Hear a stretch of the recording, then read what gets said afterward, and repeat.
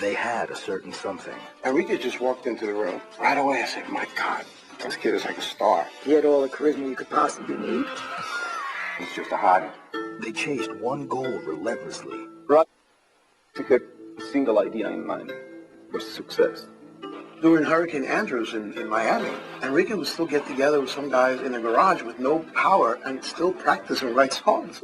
Through struggles. When you come from such a musical family and you're the son of Enrique Iglesias, it's not easy getting into the music business. People thought, oh, well, he's just taking advantage of his daddy's last name. Julio wasn't happy at first. He's going to be a what?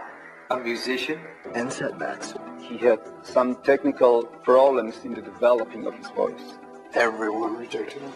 Sony, Polygram, BMG, you name it. Somebody started saying that they had a tape of Enrique singing the song Rhythm Divine, and it was awful.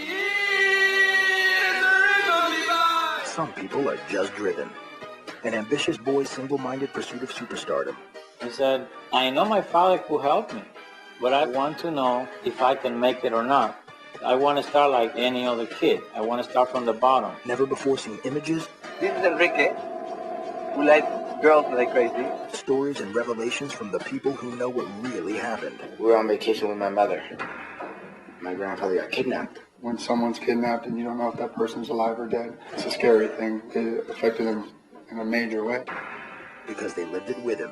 He lived almost like a double life. He was determined to do what he wanted to do against anyone, and I mean anyone. This is Driven, Enrique Iglesias.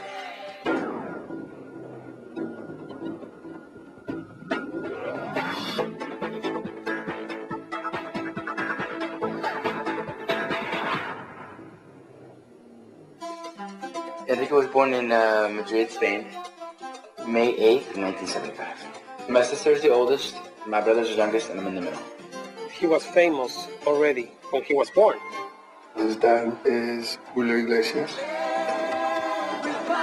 He had done a lot of Spanish records and he was very successful. He was the most famous entertainer in the world. He is a real institution in Spain. My mom's from the Philippines. She's Filipino Spanish. His mother was as famous as a movie star in Spain. My mom was very beautiful, and you know my dad. He likes beautiful women.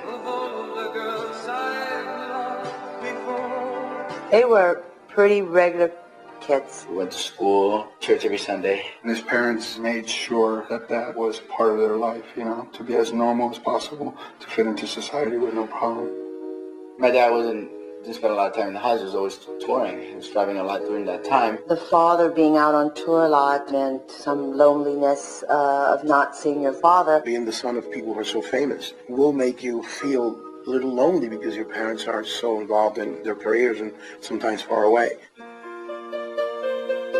Elvira Olivares was the governess to the children. She's been with us since we were born. She was very important in their lives because both father and mother were busy in their careers. She brought them up, all three of them up. She was like a mother to Enrique. She has her beliefs about being proper, kind.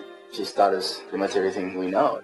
From how to pray every night, manners, to how to eat. She treated Enrique like a young man. She's an angel.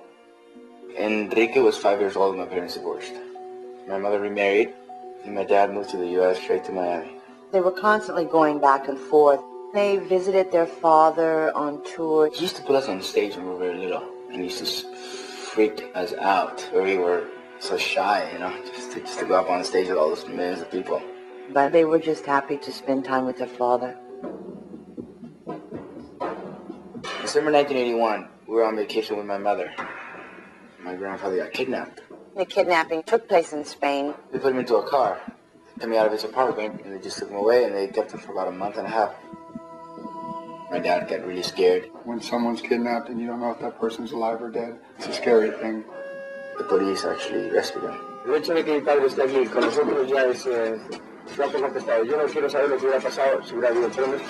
Any kidnapping affects any family, and especially a family that is very public. It affected them in a major way. My dad got his bodyguards. Spain was pretty dangerous at the time. My father said, bring the kids to Miami so they're safe from the terrorist group. Enrique moved to the States when he was 8 years old. He lived with his grandmother because his father was always traveling. It was difficult for us to move to the States. Leaving what you thought was home to come to a new place and barely speaking English. It's a whole new world. Come here, cold turkey. It's like, whoa, you know, from one day to another. And here they had to start a new life, completely new life, you know. We used to hate it because we missed our mother, we missed our friends. My dad bought a house for my grandma, our nanny, my brother, my sister, and I. This is Enrique, who likes girls like crazy. And I want to talk to him. Enrique and I went to Gulliver School here in Miami. Gulliver was a private school, very selective. You had to take an entrance exam, and they don't really care who you are or what family you come from. I saw Enrique become embarrassed when people tried to make a big deal out of who he was. So I think it might have been a little difficult for him. He didn't want to be accepted because his last name was, you know, Iglesias. I expected someone to be spoiled, someone to be conceited, and here's this kid that just blended in with everyone else. He was just one of the boys. Enrique would go to school in a station wagon. He would wear the same clothes as everyone else did. He would have a ripped up book bag. He had to be home at a certain time. He had a normal allowance, just like everyone else. $10 a week to eat, and that was it. He did his work, but he was no genius. He was a good, hard-working kid most of the time. Most of the time, I say. Enrique was in trouble on a daily basis. He was a little bit mischievous. He's a prankster. He'd get 8-hour detentions on Saturdays, and he pretty much ran the detention center. He just do stupid things. He used to throw papers at people. Putting signs on your back. If anything, he was maybe a little less mature. He was an athlete. He loved sports. He went windsurfing a lot after school. I was like pretty much a religious type of thing. He was a great soccer player. Enrique got kicked off the soccer team. Enrique was not popular with girls. No one took him serious, you know? He was sort of skinny and gangly. We were kind of the dorks. I can remember with his little, they wore Bermuda shorts as part of their uniform, and his little hairy, skinny legs. Quite a few girls that just turned him down. He was definitely not what they consider a girl player.